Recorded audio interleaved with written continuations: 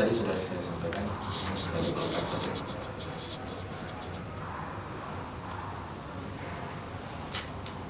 Jadi kesimpulan daripada penelitian ini adalah bahwa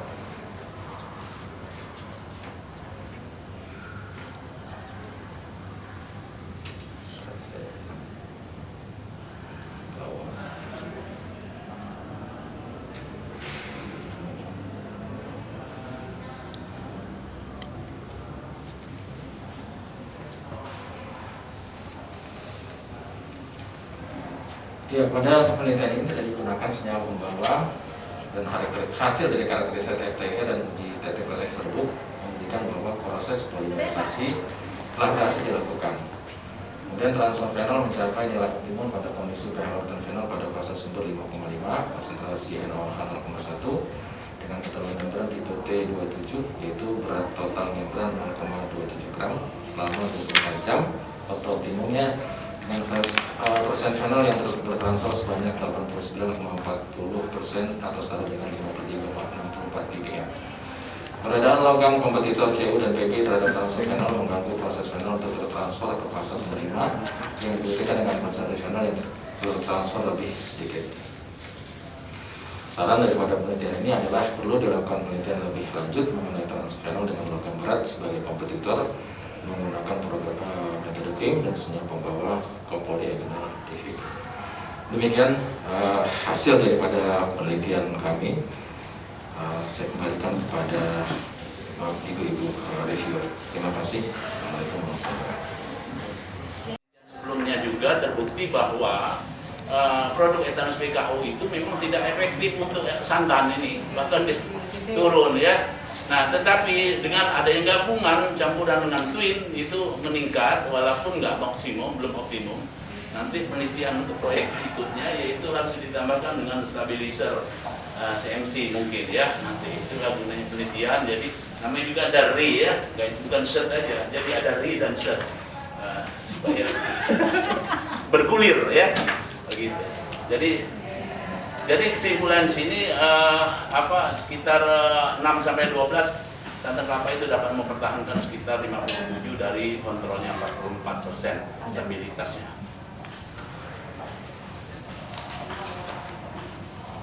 Nah, ini pengaruh penyimpanan sampai 120 jam. Jadi pada penyimpan 0 itu sama, stabilitas masih 100%, drop semua. Bahkan dari 12 sampai 24 jam, beberapa konsentrasi, terutama konsentrasi 1,5, 2, justru konsentrasi di atas kurang baik ya. Jadi yang bab ini kontrol, selalu drop ke bawah. Nah, yang atas ini adalah yang konsentrasi besar ya, 1%, 0,5% lumayan. Semakin banyak konsentrasi yang ditambahkan yang sebenarnya justru tidak menstabilkan. Lagi ya Pak? Lagi. Iya, sudah selesai, tinggal ini produk. Ini selesai. 1, laporan selesai, laporan akhir. Tinggal lampiran SEM-nya karena ini. Jadi SEM-nya baru dijadwalkan hari Rabu depan oleh Pak Paul ya, jadi analisis SEM-nya ya, morfologi emosinya itu baru hari Rabu udah dijadwal dan sudah dibayar pajak juga ya. Iya ya. Kemudian laporan pengguna anggaran, rekap pengeluaran lengkap di laporan situ sudah. Kemudian PPN, bayar pajak PPN, PPh 22 dan PPh 23 dihitung dengan orang keuangan ya, sesuai dengan keuangan dan diserahkan di bendahara bendahara Unila.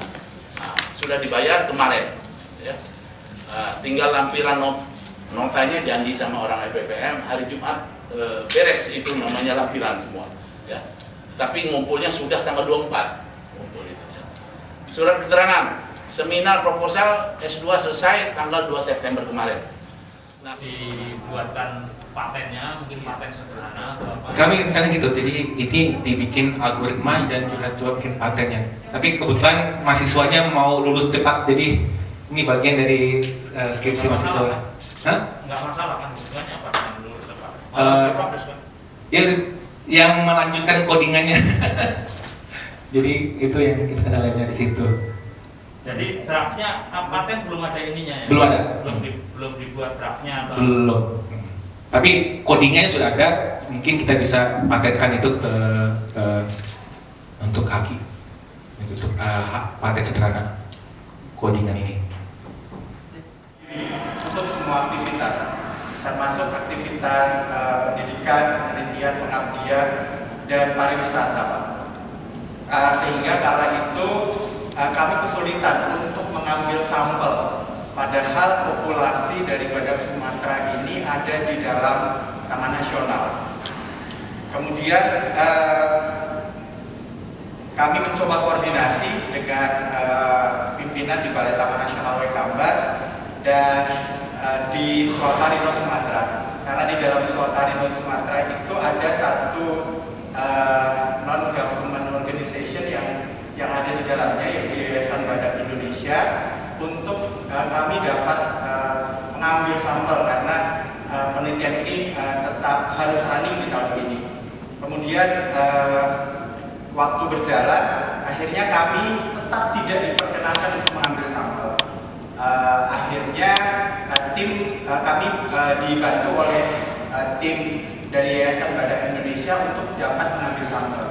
Dan itu pun sampel yang bisa kita ambil adalah sampel yang non-invasif, sehingga sama sekali tidak bersentuhan dengan satwa. Tapi ini nantinya akan jadi temuan yang bisa kita temukan dari penelitian ini. Kemudian kendala pertama ini ditambah dengan kendala selanjutnya, Pak. Jadi penelitian ini kami lakukan bekerjasama dengan Laboratorium Bioteknologi di Balai Veteriner. Kemudian untuk sebagai ini pemakalah tadi disebutkan sudah. Makalah saya baru saja menjadi keynote speaker di Semirata. Iya. Semirata di Medan. Di mana kemarin? Ketegangan buatan ini. Ya, termasuk materinya itu, jadi semuanya, dan beberapa juga meminta menjadi invited speaker dalam berbagai makalah. Memang saya tidak presentasikan di seminar internasional karena takut nanti tumburan dengan publikasi yang di jurnal internasional. Jadi memang ini saya tahan tidak Ini dipublikasi. tadi temuannya tadi ya. Metode baru Metode baru ini kan ini nanti bisa diaplikasikan. diaplikasikan dan dibuat kakinya, Pak. Ya, Ya saran ya. betul. Saran ini buat kakinya. Karena ini semua baru tadi kan. Iya, betul. Jadi kemudian mahasiswa yang ketiga Mahasiswa yang terbuka ada 3 orang, 3 orang ya. tapi yang di proposal 1. Coba satu. Proposal 1, tapi keluarga ada 3. Siapa namanya Pak? Namanya Rani, namanya kedua Akbar, yang ketiga Rinaldi. Warahmatullahi wabarakatuh. Waalaikumsalam warahmatullahi wabarakatuh.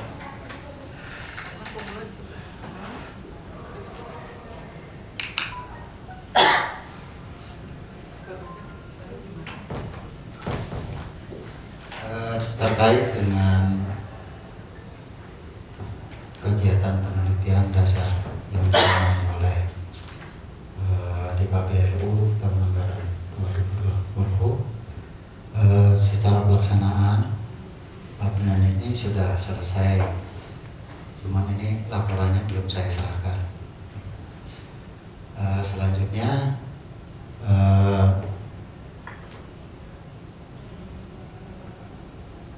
terkait dengan diseminasi sudah dilakukan pada saat ada kegiatan IKASMI di Fakultas IPA. Di Sumatera dan 7 di Indonesia, seperti itu. Kemudian alasan yang ketiga kenapa kami menggunakan skop lagi ini yang di sini silikanya bisa dikelola dengan cara yang mudah dan biaya relatif murah. Yaitu salah satunya adalah dengan cara ekstraksi alkalis seperti itu. Nah, di sini nanopartikel silikon mesopori ini keunggulan, yaitu yang pertama karena si nanopartikel silika mesopori ini memiliki luas permukaan dan volume pori yang besar. Kemudian yang kedua memiliki stabilitas termal yang baik, dan yang ketiga adalah fungsionalisasi permukaan yang mudah. Sehingga dari beberapa literatur yang telah kami pelajari bahwa nanopartikel silika mesopori ini bisa menjadi kandidat untuk smart host inhibitor korosi seperti itu. Ini merujuk kepada penelitian dari Borisova, kemudian Yaganev tahun 2013, kemudian Saremi dan Yaganev, Falcon dan Kevadi, dan yang terakhir adalah Zea tahun 2017. Nah, di sini penelitian ini memiliki dua tujuan utama, yaitu yang pertama adalah menelaah tentang keterkaitan variasi konsentrasi catril trimethyl amonium bromid atau CTAB dan suhu hidrodinamika terhadap karakteristik permukaan si nanopartikel silika mesopori. Kemudian yang kedua di sini adalah menelaah tentang keterkaitan antara variasi konsentrasi CTAB dan suhu hidrodinamika terhadap sifat fisis dari nanopartikel silika mesopori. Oh, yang hasilnya ini bisa lainnya ini Pak ya. Kemudian keluarkan pun hasilnya. Temuannya ini tadi.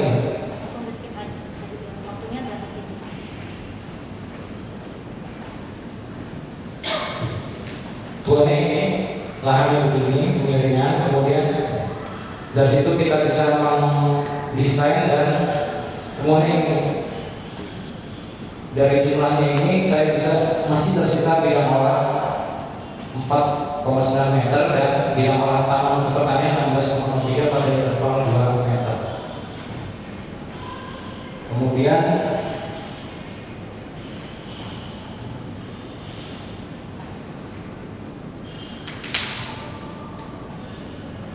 untuk ruangannya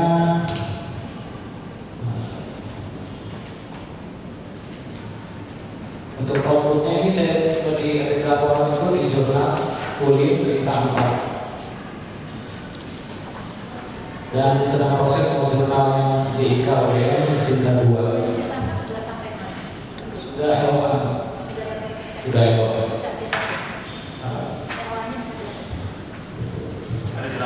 laporan ada nggak saya lupa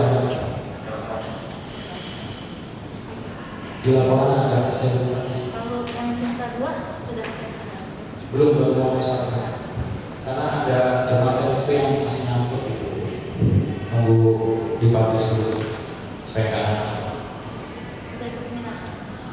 belum seminar. Sementara waktunya kan cuma seminar atau jurnal, jadi saya jurnal dulu karena mengejar ini nanti baru buat seminar. Ya, rencananya gitu kan bulan November. Oh iya, ini Oktober ada yang saya rencana kalau ini yang di teknik itu bulan November. Iya. Jadi penelitiannya sudah selesai. Penelitiannya sudah. Karena desain 100% sudah selesai. Sudah selesai. Sudah ya. Penelitian saya mengenai pembuatan dan kemudian mekanik komposit keramik kaolin dengan serat layar dan serat kaca sebagai material pelapis untuk nantinya untuk pipa logam, pelapis pipa logam, penyalur limpa batubara. Backgroundnya itu karena di tempat mahasiswa sebelumnya itu ada di PLN Tanjung Enim itu mereka punya banyak sampah abu batubara dan mereka memakai pipa logam untuk menyalurkan abu itu ke boiler dari boiler. Terus itu tapi karena pipa logam ini mudah aus sehingga dilapisi dengan keramik di sana. Tapi keramik di sana belum dikasih material penguat, jadi cuma keramik dasar, keramik biasa itu. Dari kasih partikel penguat. Jadi di sini penelitiannya tentang bagaimana memberikan menambahkan reinforcement di situ penguat yaitu berupa serat. Ngomong-ngomong, mana Bu laporan sama ini? Itu udah output. Waduh, lupa saya sampai. Biar saya cek. Keuangan. Nggak usah. Nanti hilang aslinya mah bingung gitu. Iya. Ini. Lanjutkan aja. Lanjutkan paling muat di sini. Nah, ini apa? Progres penelitiannya sampai sekarang karena baru sampai kepada pembuatan sampel dan uji tekanan panas saat ini gitu. Nah itu kalau seminar proposal mahasiswa udah selesai. Kira-kira 2 bulan lalu mahasiswanya angkatan 2018. Rencananya permasalahannya karena COVID tutup, jadi laboratoriumnya baru buka sebulan yang lalu. Jadi mau buat sampelnya itu baru berjalan. Biar buat sampelnya baru dipilih. Pada kesempatan kali ini. Oke, penelitian ini adalah pedogenesis tepra Gunung Anak Krakatau sebelum dan sesudah erupsi Desember 2018 melalui leaching eksperimen. Penelitian ini direalisasi sendiri Asriana Rahmawati, kemudian anggotanya adalah Ibu Septi Nuraini dan Bapak Profesor Jamalah Muhammad Raja. Nah, kita lihat di latar belakang. Nah, apa yang mendahului penelitian ini latar belakangnya adalah kondisi dari Gunung Anak Krakatau itu sendiri. Kalau mungkin bagi Bapak Ibu semua yang bukan dari ilmu tanah akan sangat asing dengan kata-kata tepra tadi. Tepra itu adalah material yang dimuntahkan oleh gunung api dan itu menjadi cikal bakal dari tanah yang kita sebut dengan bahan indu. Apapun proses dari tepra tadi dia akan menghasilkan tanah. Nah, oleh karena itu dalam konteks di sini kami adalah ilmu tanah, kami melihat anak nanti akan diinikan di konferensi dan nanti kita juga ada seminar hasil pelatihan. Hasil pelatihan. Kenapa kamu dimeringis sih? Sakit ya? Pak ini apa? Kontraksi ya?